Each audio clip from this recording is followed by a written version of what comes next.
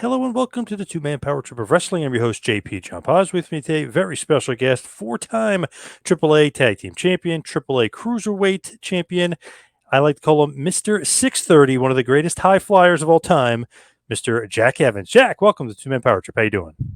Thank you. Thank you. It's good to be here. I'm doing well. Doing well. Just relaxing at home down in Mexico.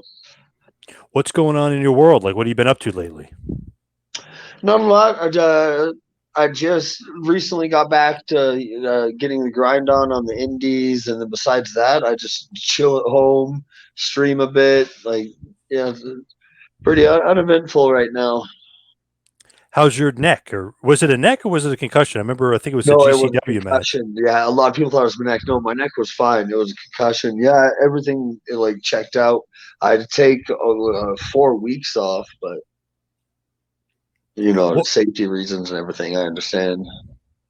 what happened? Did you not get full rotation and landed wrong? Or Well, when I did it, like if you look at it, I have the worst form ever because you're supposed to like tuck your chin and just be like in a tight little ball or whatever. And I'm not like I'm like extended and like it was just the worst form ever on the move. And then so if you look when I come around, what is oh sorry, I got a little when I come around, I actually smashed my the back of my head against the mat, and that's what got me. So I think people thought I spiked myself, but it wasn't. It was more like yeah, like smashing the back of my head. yeah, I thought it might be a neck. I was like, oh, hopefully, it's not bad. So it's just a concussion. Everything's okay though. Just took the 4 weeks off and you're good. Yeah, yeah, so everything's checked out so far. So What did you think at that moment? Were you scared? Were you nervous? Something happened? Uh, no, like at the time when because I'd like fully blacked out for a good like 5 seconds or something. So like at the time, like immediately when I woke up, like I was confused as to what happened, but I immediately knew. Like I was like, I must have gone out because there was like this flash forward in time or whatever for me. But then in he'd just take the pin, we'd end the match or whatever. But then in the back and everything, I felt absolutely fine, like 100%. There wasn't any vomiting, anything like that. And then GCW doctor there to check me out, like uh, right when I got back there. Then 20 minutes later, an hour later, and like 4 hours later, so I kept getting checked out by the doc and everything, and like everything was fine. But it definitely was a concussion because anytime you go unconscious, it's a concussion. Oh man, scary, scary stuff. What happened though with like, you normally tuck, you just weren't paying attention and just and went I for it? don't know. I wasn't blown up or anything. There's no like extracurricular thing affecting me. I just did it like crap. I don't know. I have no real reason why. What do you think about Ninja Mac? You like working GCW? You like Ninja Mac? Oh yeah, he's amazing. Yeah, he double twists and everything. Yeah, he's I like. Yeah, I love GCW as a whole, and like Ninja Mac was very enjoyable to wrestle. And yeah, I like the kid. Did you see some controversy lately with you with people posting some old stuff from ROH? I forget who it was, but he didn't catch you. You landed on the floor. Did you see that online with Cornette responding, like talking about it? Oh no, the I didn't know the coordinator responded. I think you're talking about the backflip and a half, right? Yeah, right onto Yeah, the yeah, floor. yeah, yeah. Did you? Well, You I've didn't? seen that clip before, but I guess you didn't. For some reason, somebody sent it to Cornette on Twitter. I don't know why, but oh no, um, oh yeah. no. What are you all getting me into? Oh, what did he have to say?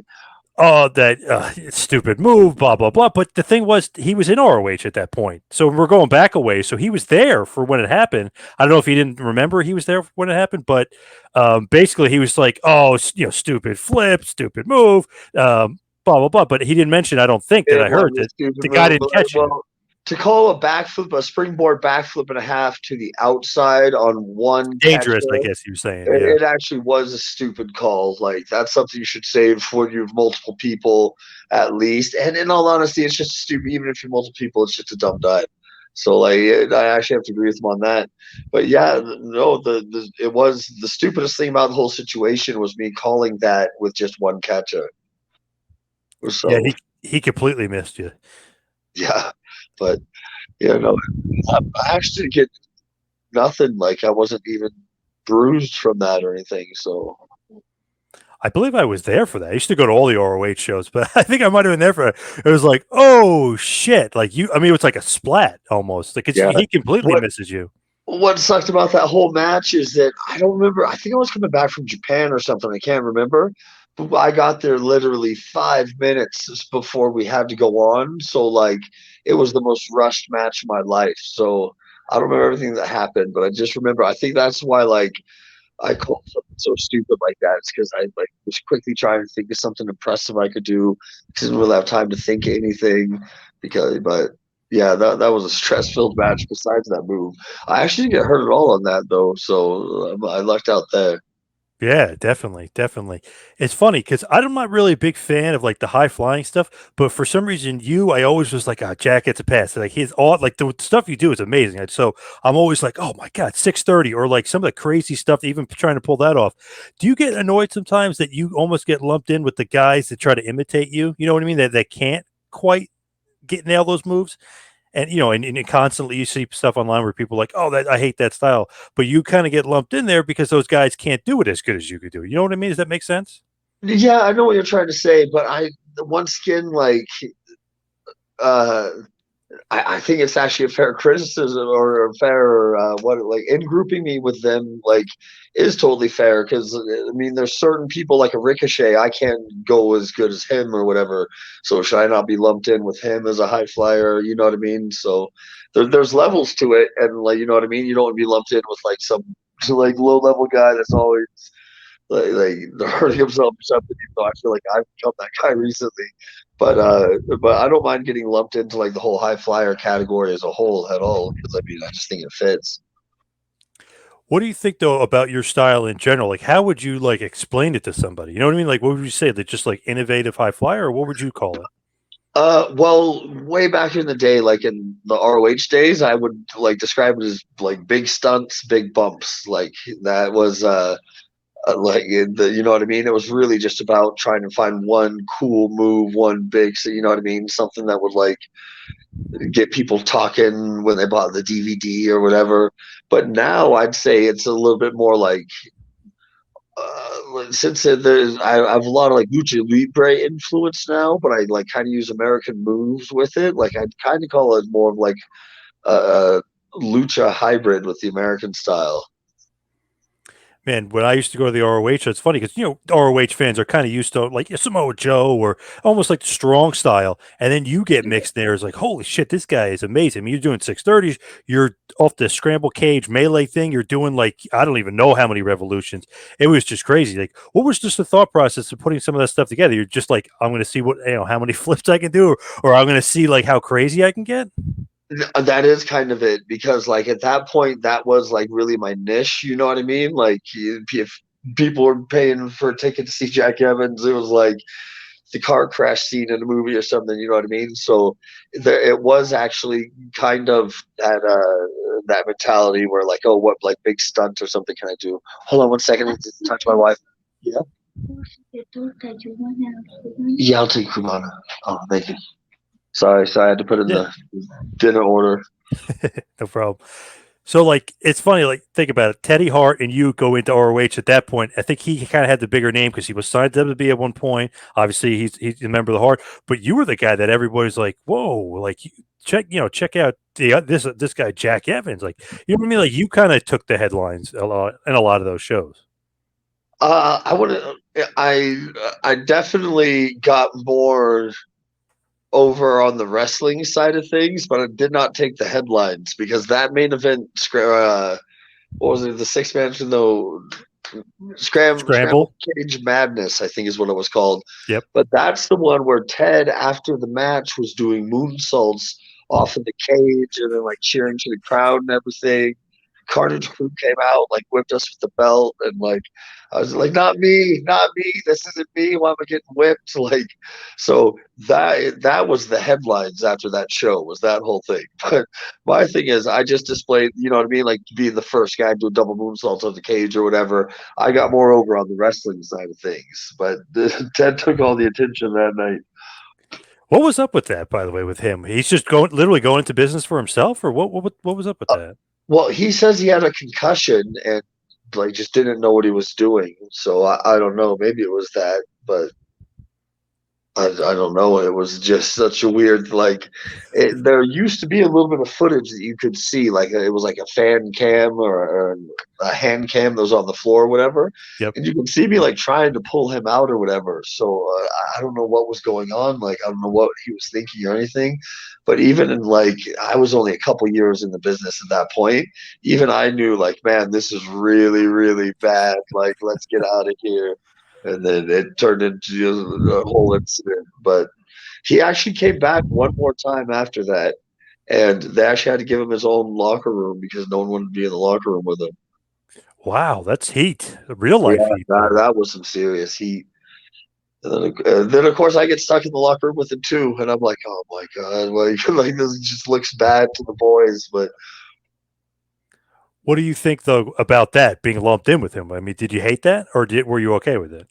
no, I was fine with that, and I just take things as they come generally.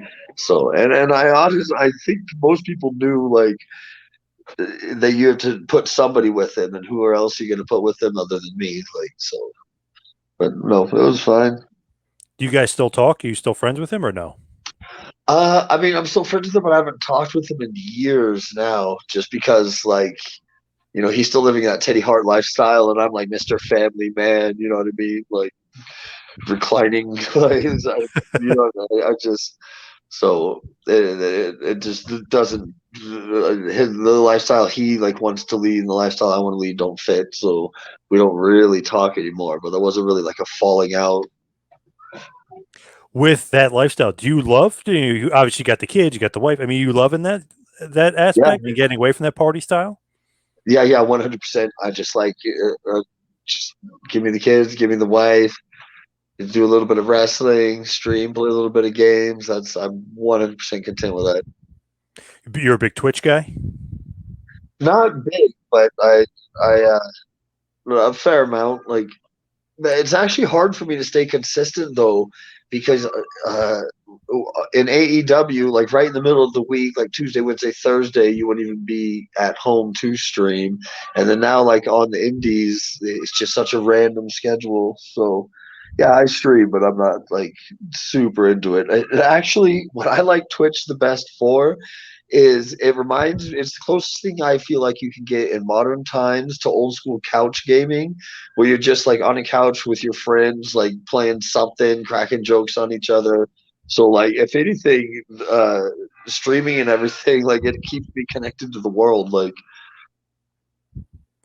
With that though, is it like a lot of wrestlers do it? Because it seems like it's a popular thing amongst wrestlers to be streaming. You know what I mean?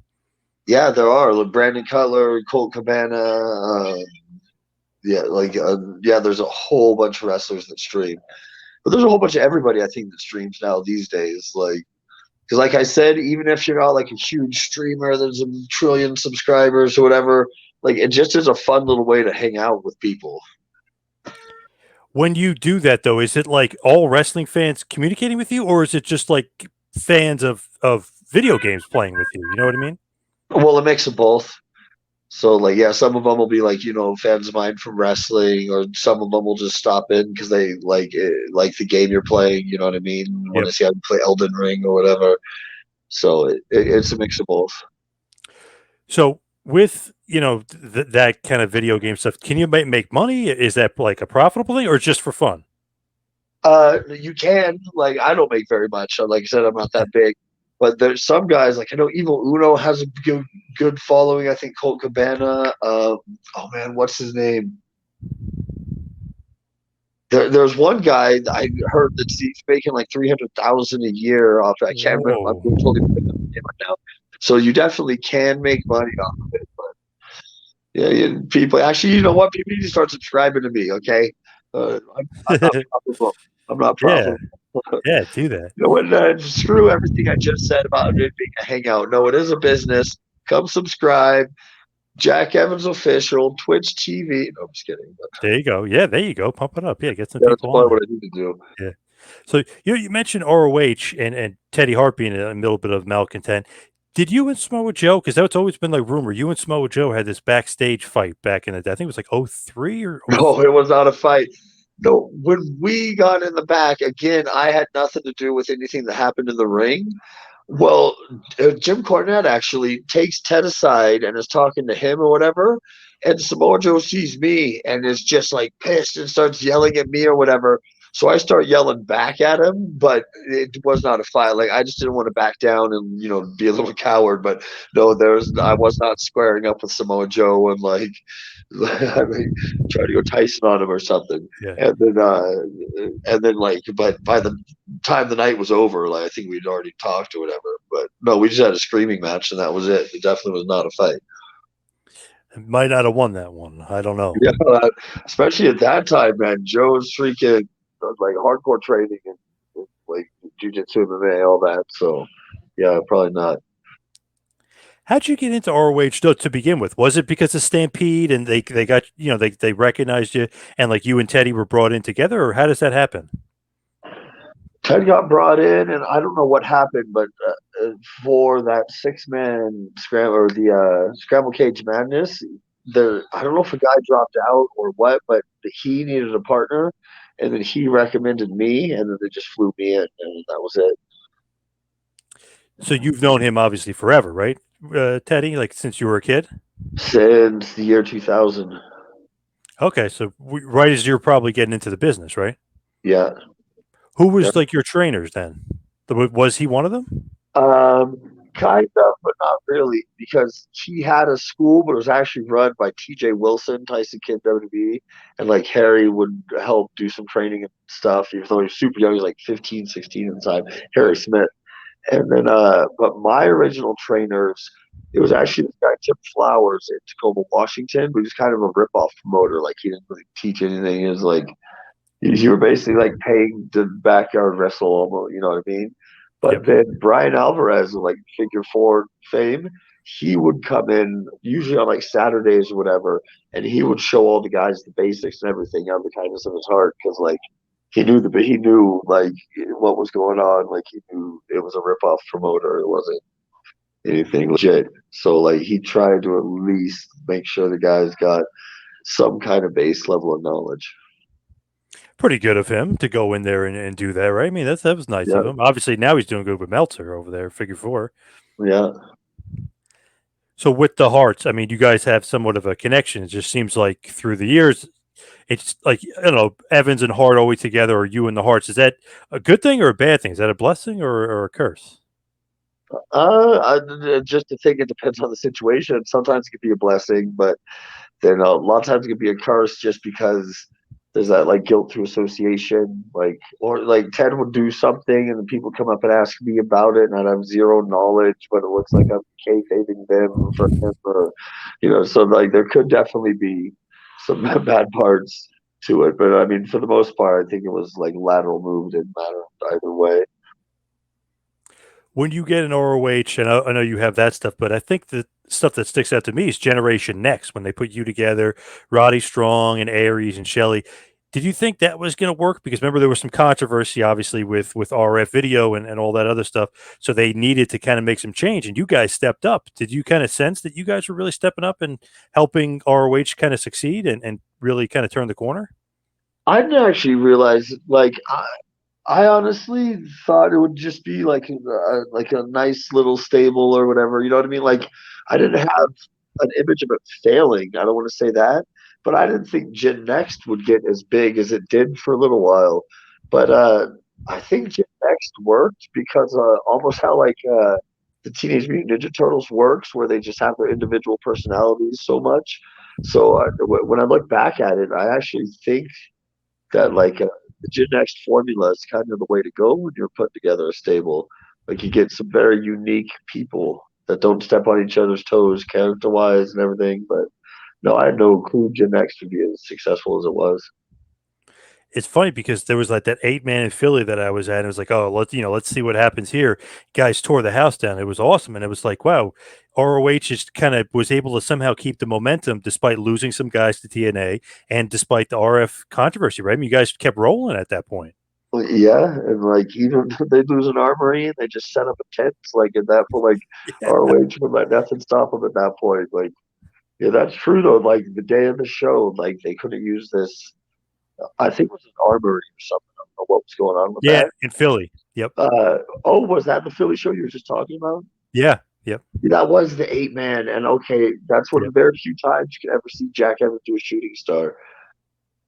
Really? Yeah, when I first started out, I do not like shooting stars. Mine's kind of ugly and sideways.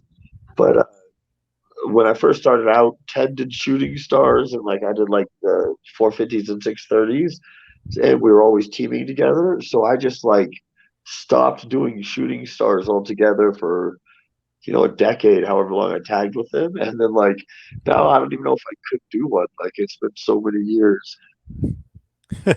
That's crazy though. That show is great, and it's funny because there was like an active armory something going on, so they put it outside in a tent. It was weird. It was like almost cursed from the beginning, but it wasn't. It ended up being great.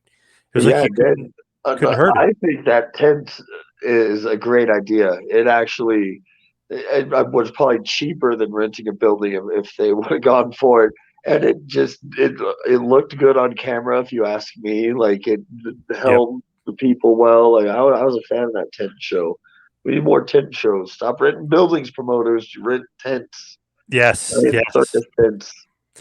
The atmosphere was cool too. Because it's Yeah, obviously it's outside, but you're under the tent, but the tent's huge. I mean, it was really cool. I really yeah. enjoyed that show.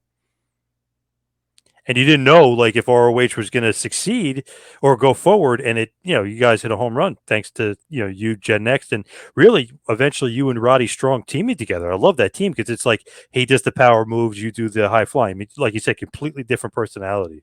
Yeah, those were fun times. I'm so surprised. There was always talk about us getting the tag titles, and it never happened.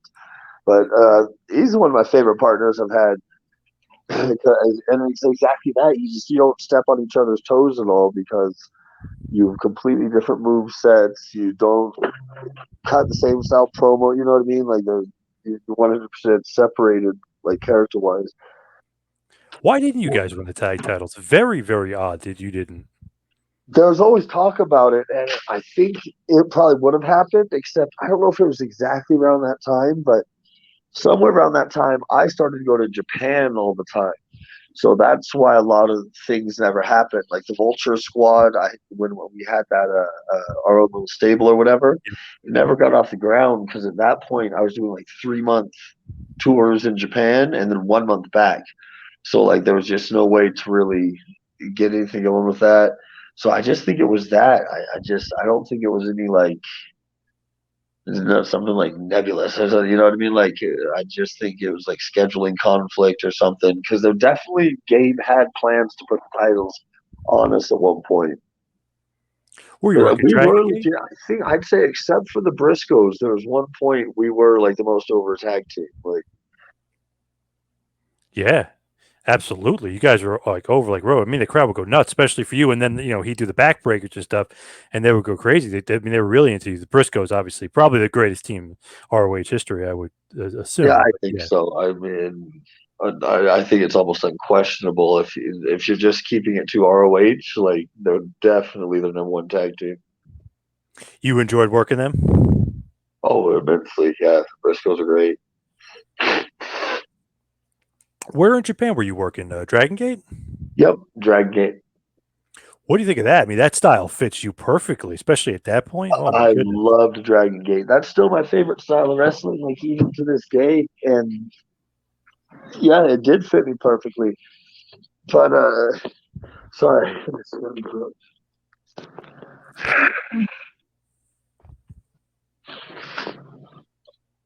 I'm so sorry. I hope you did it. Yeah, no problem. Oh man, I caught a little bit of I don't know flu, sickness, something. So that's why I'm like talking weird and blow my nose. But I loved the Dragon Gate. It's my favorite style to this day, and like no promotion did fit me as well as that one. Trying to remember, what was it? Was it Blood Generation? Sema was like the leader of, and you were in it. Was that the group? Yeah, Pretty good. yeah. Just all those guys, Yoshino. I mean, all those guys were awesome high flyers there. And I like the way they book it, Dragon Gate, with those where everyone has their own little group. Like, I mean, it's basically like a little gang. You know what I mean? So, like, you Blood Generation, like Tozawa Juku, like they were the top 3 people. You know what I mean? So I really like the way they booked how everybody had their own little stable, and then those stables would break off. Maybe someone in it was trying to go for the Open Dragon Gate title, and another part of the team was going for the tag team titles. But yeah, they'd come together for 6 man or whatever. I thought it was a really good way of booking, like with everyone as a stable. So you went over there for like 3 months. That would be the tour. Would be 3 months at a time. Yep, it would be 3 months there, 1 month back, 3 months there, 1 month back, like exactly like that. Are you okay with like doing that? Was that okay, or just you're doing it to do Uh, it? I mean, seems like uh, crazy to me. no, I was totally fine with it at that time. Like I was a total road dog. Like I could, and Dragon Gate, like in those years, was running more than anyone else. So like they do these long tours where they go up like the west side of uh, Japan and like all the way to Hokkaido, like north where it's snowy. Then they'd come down the east side into Okinawa where it's like all sunny on the south side, and then like fly everybody home or whatever. So you'd have these super long tours, which is why I'd spend 3 months over there because you couldn't do a 2 month tour at that time with Dragon Gate because the way they toured was like a garage band or something. Like they just got everyone on that bus and they just boom, boom, boom, and hit up city after city after city. Like, Do you like the Japanese, just the culture and everything, or it was a little bit of a culture shock for you? oh no, I loved living in Japan. It was good. I mean, there are certain things that are the culture shock, obviously, because it's far different. But overall, no, I loved it over there. The only thing is, they're almost like too organized for me. I want to say, like, I was always like a little bit kind of sloppy and messy, and like over there, like I don't know, they're just efficient, like about everything, like right down to like the bread being like when you buy store bought sandwiches, like they, I swear they have like a laser or something that just cuts the bread off or cuts the crust off the bread perfectly. You know what I mean? Like they're just super efficient and organized over there, and then you've me just not at all that. It's funny because like Japan, you're like in that culture. Here, you're ROH, TNA for a little bit, MLW, Wrestling Society X. I mean, you were kind of all over the place, and then Mexico, you really settled in. How did you get started to get booked down at AAA in Mexico? I broke my face and lost my job in Japan. And so I'd like take 3 months off, like just to recover from the surgery and everything. And then I think even a couple more after that, to, like fully heal. So like I had to move back in with my parents. I know it was like one of those situations. And then Conan called me up and invited me down to for a show in Mexico. But my first show here was in like a Cancun or something, like you know what I mean? So it was in like super like Paradise Beach City style. So like I went down there and I was like, oh, I'm coming back here. I love it. I love it. And then so they brought me back to live, and I was like, oh, Mexico City is not quite the same as Cancun, but no, I'm kidding.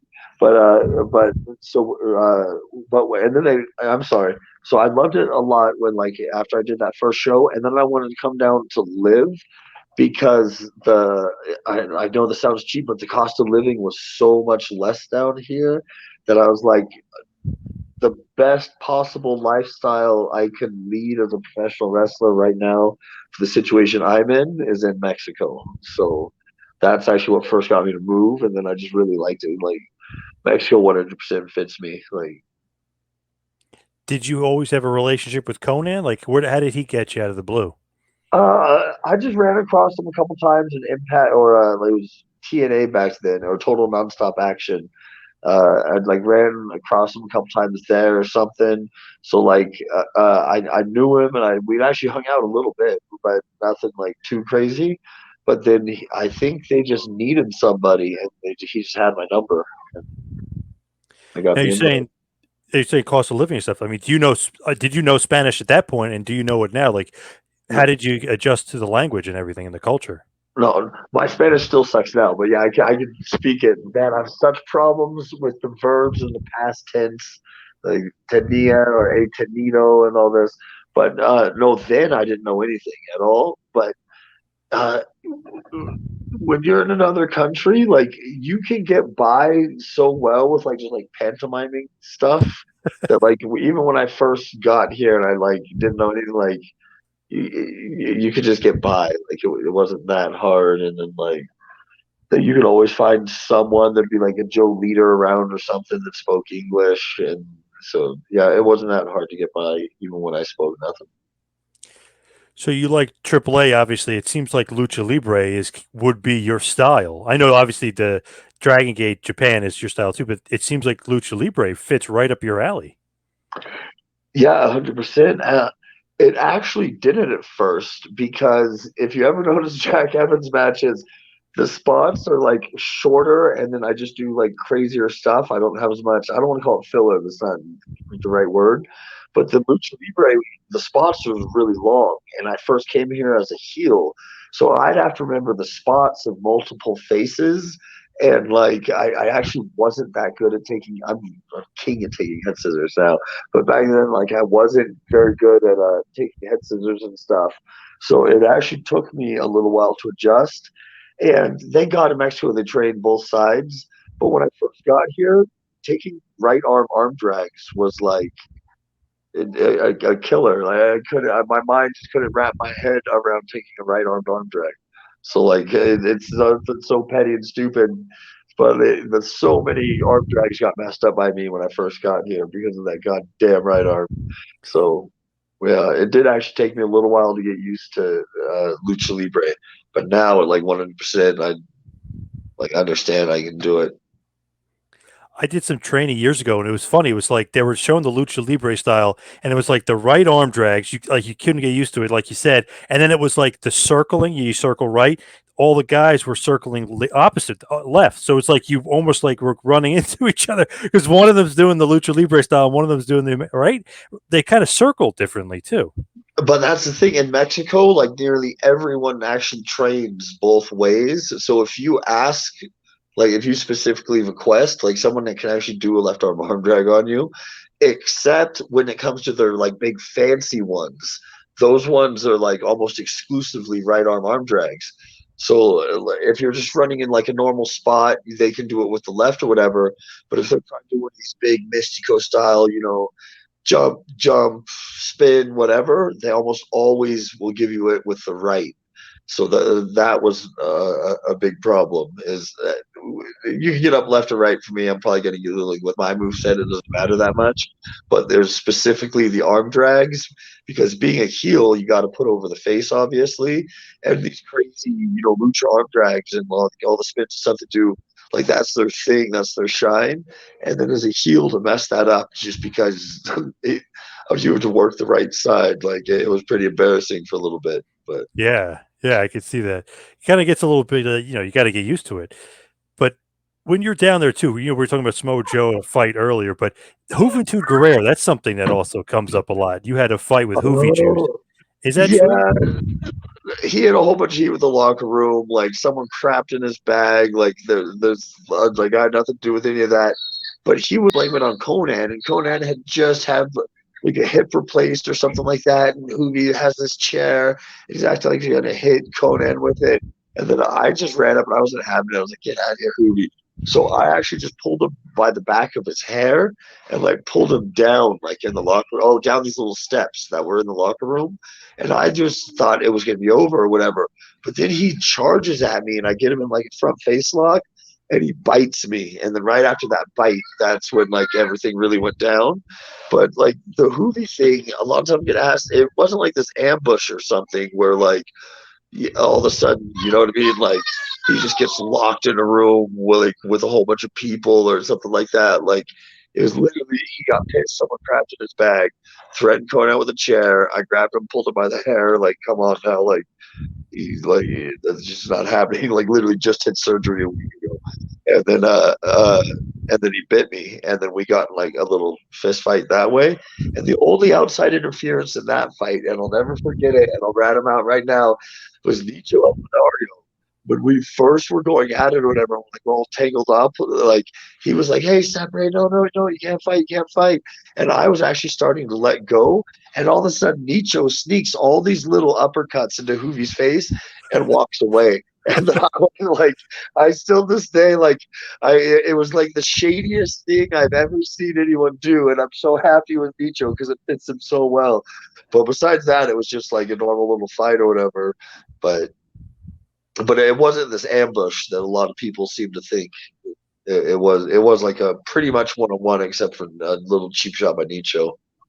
I think he's the one that said it was like an ambush. Like he's the one that kind of was spreading it around. You know what I mean? Yeah, I think so too. But I try not to bring it up because I actually friends with him now, so I try not to bring it up because some of it, like he was going on the news with some crazy stories about how that fight happened, and it was just man, like by the end of it, you'd think we had like knives to his throat or something, but I don't want to draw bygones now. So you're buddies now, even though back then maybe he was had like a diva attitude, I guess, or he was a little bit different back then. Yeah, he really did because he like just had gotten back to AAA not too long before I started there, and like he was just rubbing everyone the wrong way because he just thought that he should be main event number one, da, da, da, like up there fighting. Steven was what was like the main guy at that time, and so he just for that diva attitude. But then with me specifically, is when I came in, I'd want to do anything, and even if he wasn't in my match, he'd be listening. He'd be like, "Oh, you don't know that's my move?" So I'd do like my little spin kick. Oh, that's my move. I'd want to do like octopus. Oh, that's my move. And not even in the match. So we actually had words multiple times before this fight had happened because he was. It was like the worst case of someone trying to eat your lunch you've ever seen in your life. And I know that he kind of does that. And in the matches, he'd get his spot in, and then he'd just cut out everything and go right to the finish, so no one else got any of their moves in, like none of their Yeah, faults, none of their yeah. nothing, and then just be like, the crowd wasn't with it. We just, I was feeling the people that weren't with it. We just had to go home, and it's just such BS. So, and he was pulling that not just on me though, like on everyone. But I felt like I was extra targeted because I never saw him do this to anyone else, where I'd be putting together my match, and he would sit there and be listening in, pretending that he's like trying to help translate everything, whatever. But that wasn't the case at all. And then so you, someone that's not even in your match, telling what moves you can and cannot do, like he had a little list. So there was already like major heat to me and Hooli before even like the whole crap in the bag incident. And in What wrestling, if someone gets their bag crapped in, almost 100% of the time they have been doing something on a consistent basis that's been crossing the line. Like, pissing somebody off? Yeah, he must be yeah, pissing somebody a off. lot of people. Because if one guy just went solo and did that, the locker room will get mad at him. That's kind of if you get your bag crapped in, that means like everyone gave him the thumbs up. Like that's the Yeah. ultimate. Like you know what I mean? Like Yep. So you had a good 2 year run as cruiserweight champion. I mean, you had an almost 2 year run. I mean, you were a good singles competitor.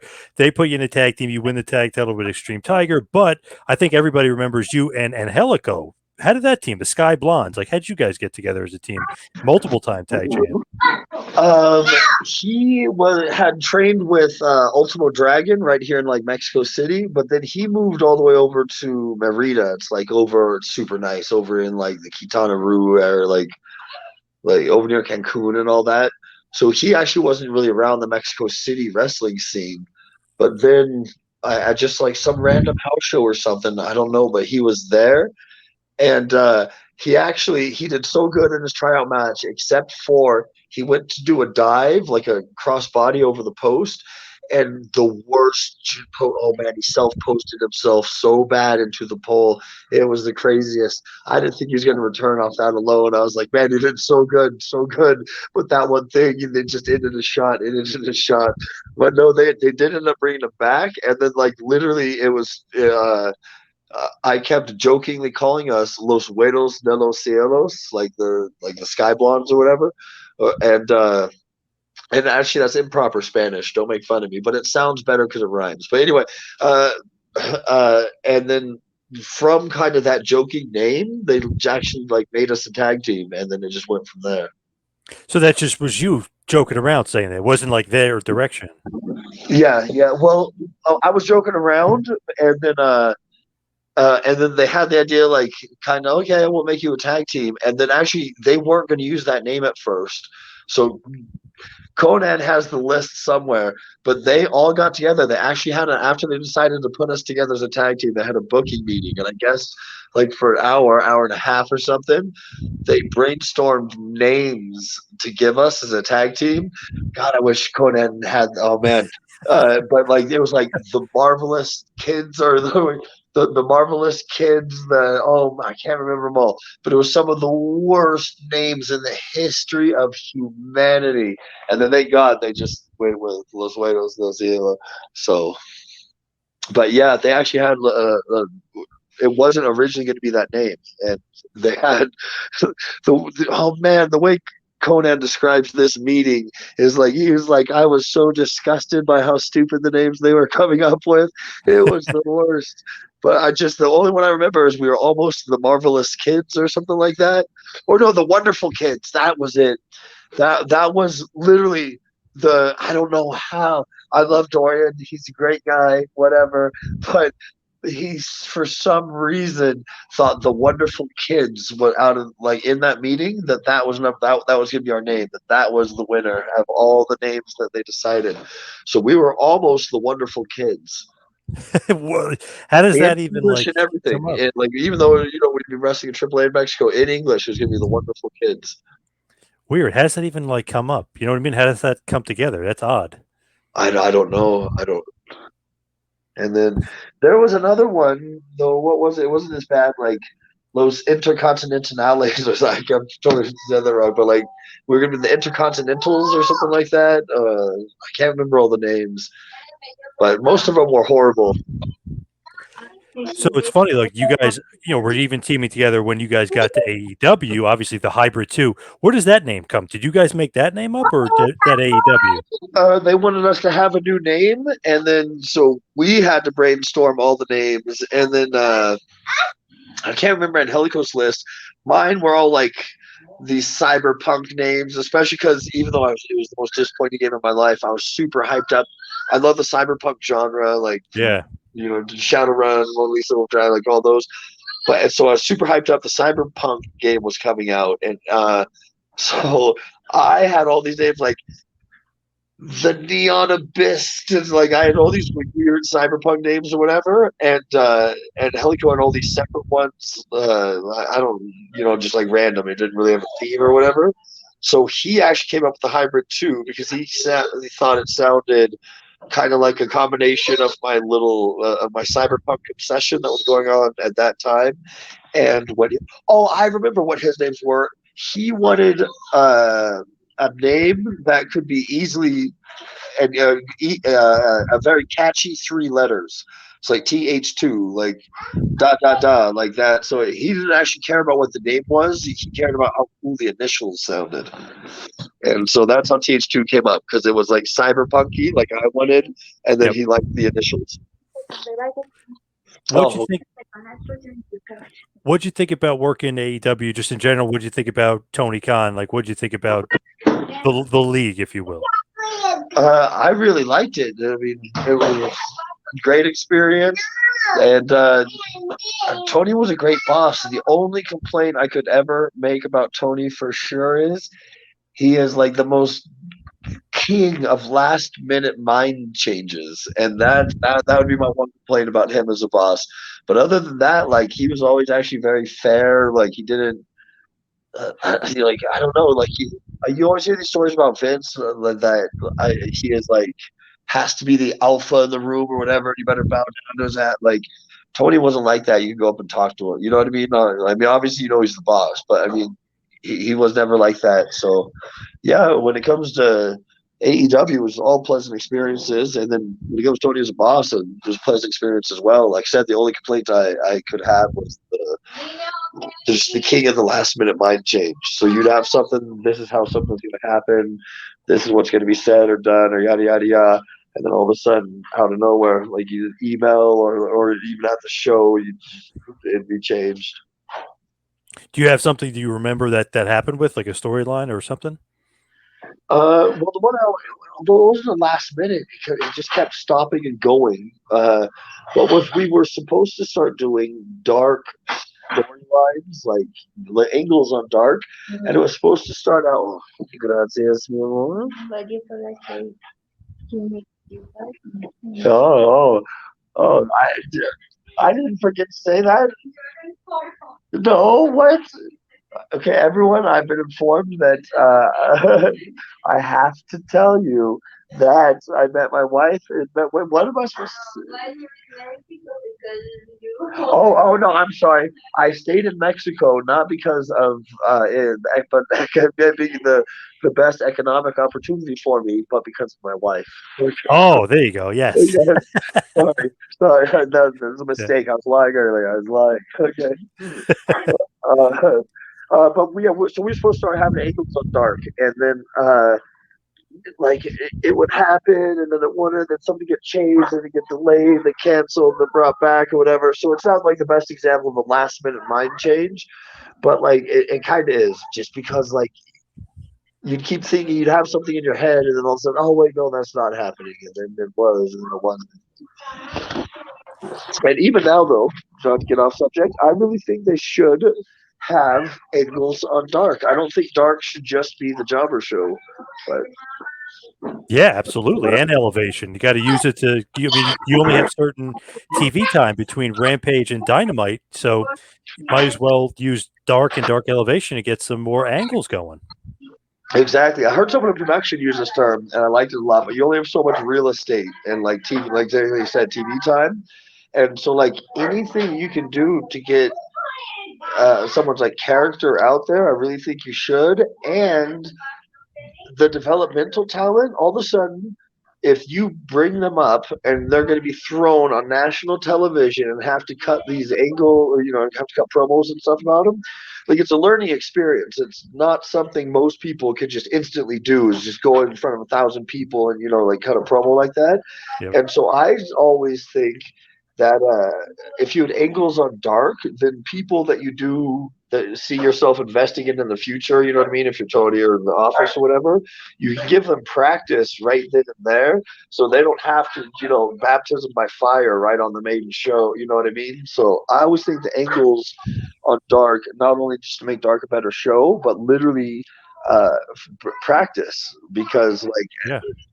there's more to like doing an angle than just you go in there, you like there's a whole bunch that goes into it, and you really have to kind of experience and know the in and outs, like because you have to, if you're in like a death feud with someone, you have to wrestle them differently next time you're on TV than you do if it was just a normal match or something. You know what I mean?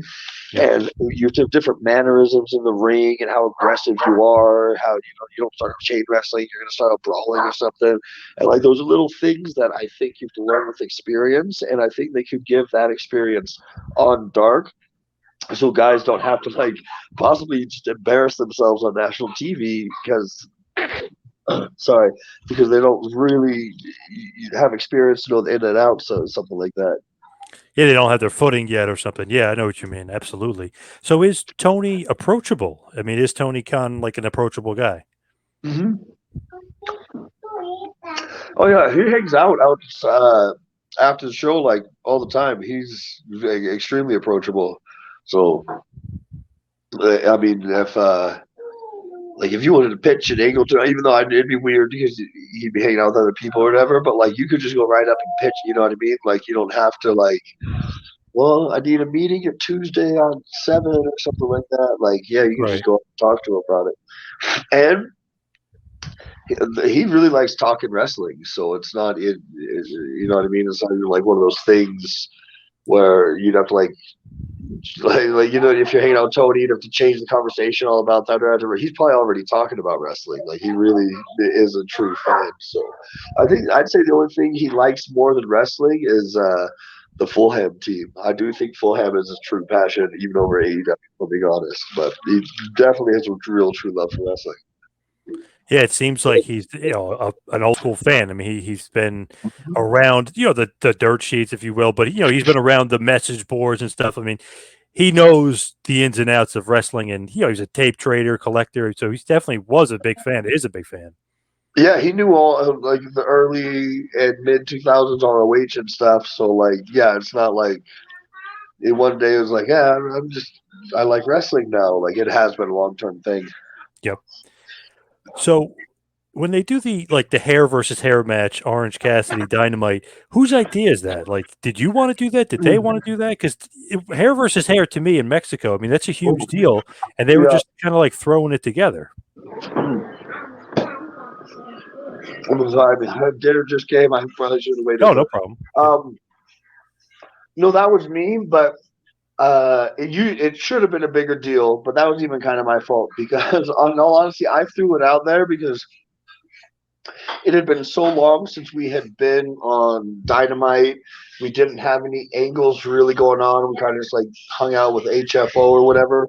So I wanted to pitch that because I thought I could get a pay per view match out of it. So that's actually I was the one that came up with the hair match, and I was hoping I'd get a pay per view match out of it. It ended up only being on Dynamite, but which I was fine with because it worked out because it did get us on Dynamite a little bit more of an angle and stuff, but it definitely wasn't as successful as I'd hoped. I wanted it to be a longer feud, like a month long feud, basically, that ended with me losing my hair to Orange Cassidy and Helico Wrestling, like who had like someone associated with Orange Cassidy, like maybe Yuta or something like that. But like I wanted it to be like a little TH2 versus Orange Cassidy and someone feud for just a little quick month long one. But to me, hair versus hair in Mexico, I mean, it's a huge deal. So it's almost like you're right. It's got to be built up more than it was, I guess. Yeah, yeah. Usually, you'd always want it to be, but like I said, I was just like trying to scramble for ideas for like how to get us on TV, and like I said, even trying to get a pay per view out of it. So What'd you think? yeah, in Mexico, it would have been a much bigger deal. What'd you think about the Hardy Family Office? That just seemed like a weird grouping of throwing some guys together to guess, maybe get some guys TV time, maybe. I honestly think that's what it became, but I think that there was initially a what is it, like a vision for it, and I think almost Matt Hardy was going to be like a Better Call Saul, like scumbag lawyer, but scumbag agent almost. Yeah. And he was going to have these separate groups or whatever that weren't like they were part of the HFO, but they were kind of their own thing. And I just don't think it worked out. I just think it kind of became where like we're just one giant schmoz crew. You know what I mean? Like, but I think initially the plan was more for it to be almost like you know what I mean. Well, we're clients of the scumbag agent. You know what I mean. We don't Yep. necessarily like we might even fight each other. Like Right.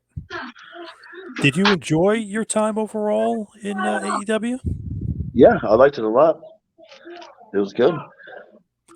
So why like the release or let go or the contract ran out? Like what was the situation there? What happened?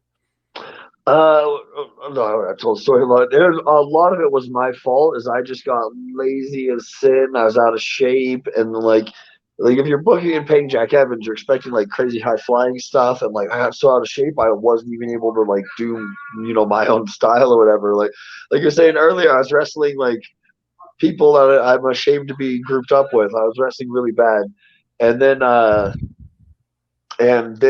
at the same time that was happening, that I was just kind of off the ball, is the roster grew huge. Like at one point, I think it had over 100 people signed, like without even any exaggeration.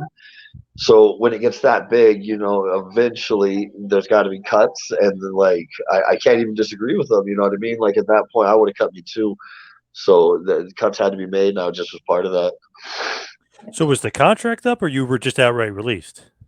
Oh no, the contract was up. I'm sorry. When I say cut, they didn't actually end my contract early. No, I really like the style that AEW does, where if they sign you for 3 years, like barring there's no like incident, then they keep you that 3 years. So they may not use you. You may be stuck at home, but you still get whatever you were guaranteed. You know what I mean? They don't. Yeah. They don't. At least as far as I know, they don't do like early releases. Just we don't want you no more. Get out of here. Like it's if we have you, if we agreed to this amount of time, you're here this amount of time. Like so, for me, no, it wasn't actually cut. It was I wasn't re-signed.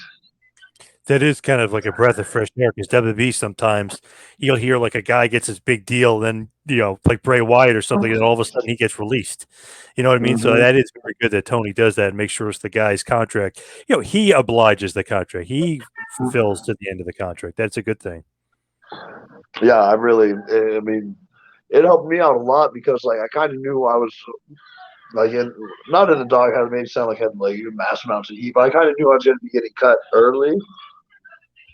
And so it just not being instantly released, like that week or whatever, it allows you to plan, you know what I mean, for the future without being signed. So Yeah, absolutely. Would you be open to going back if that if that opportunity arose? of course, who doesn't want to be on the salary contract? Come on. No, yeah, I mean, I'd go back in a hot second, but I don't see that happening just because even though I am way more on the ball and everything, I'm not like all out of shape as I was and everything. They still have that giant roster, Yeah. so I like if I was them, I don't want to say they should cut or release people because you don't want anyone to get released. You know what I mean? Want everyone to make as much as they can from wrestling, but I definitely would not be expanding the roster anymore at this point. So I mean, I'd love to go back, but I from business wise, like if I'm a third person looking at the situation, I don't think they should be signing anyone. So So why'd you get out of shape though? Because it seemed like maybe some bad luck there with some botches or whatever you want to call them. There was some of that involved too. But was that because you were out of shape? And why did you get it, or how did you get out of Uh, shape? well, some of them were just bad, whatever. A lot of them don't work because I was out of shape, and it happened. Everything was going good, and then they closed the border to Mexico for 4 months, so I didn't wrestle or do anything at all. Then I came back and I had one match, and then like in practice, I broke my face, and I had to take another like month and a half or 2 months off or whatever, and just all that like downtime, I just like I got lazy, and then but I'm on the salary, so I don't really have this like motivation, like oh I got to wrestle my hardest to get bookings or whatever, you know what I mean? So it just was a combination of all that downtime, and then I love being on the salary, but it also ruined me because when you have constant money coming in, like it really just destroyed my need to give it my all or whatever. You know what I mean? Like it Yep. just straight out made me lazy. So, uh, so yeah, like those. I wish I had a better reason, but that's just really it. The COVID layoff when they closed the border to Mexico, between Mexico and America, and then the layoff from when I broke my face, and then like I just never came back after that. Or I started to at the end when I knew I was like I don't think I'm getting any sound. No, no, no. Then you start panic working out and doing all that, but. So towards the end, I started to like improve and get back into shape and everything, but it was too little, too late at that point. I figured something was off, like because it's not the normal Jack Evans that we were used to seeing, the crazy high flyer and stuff. So I figured something had to be off. So definitely that layoff. I mean that killed you. No doubt Yeah, about it that. really was just like unadulterated laziness. I wish I had a better answer. Like, I mean, I could blame on the COVID layoff and everything, but like, even then, like, I had so much time to come back and get the swing of things, and I just didn't. So as we hit the wind down, we head towards the finish here. What do you think people think of when they say Jack Evans? To me, like innovative, 630, crazy high flying, scramble cages, doing all this crazy stuff. But what do you think people think of when they think of Jack Evans?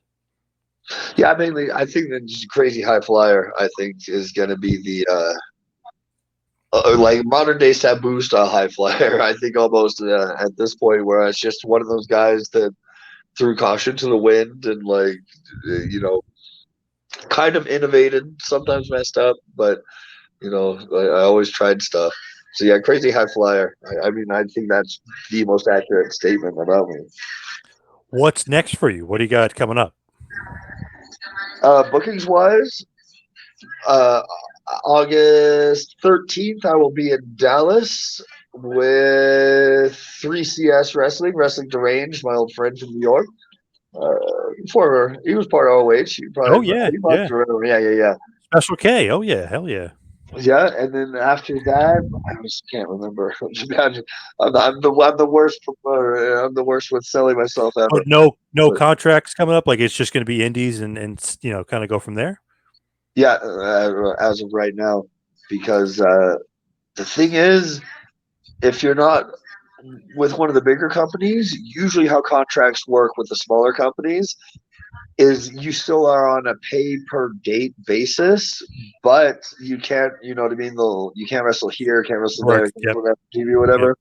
And I hate those contracts because it's so one sided. So I mean, I'd try to avoid any kind of contract unless it is like from an AEW or something where you're guaranteed something.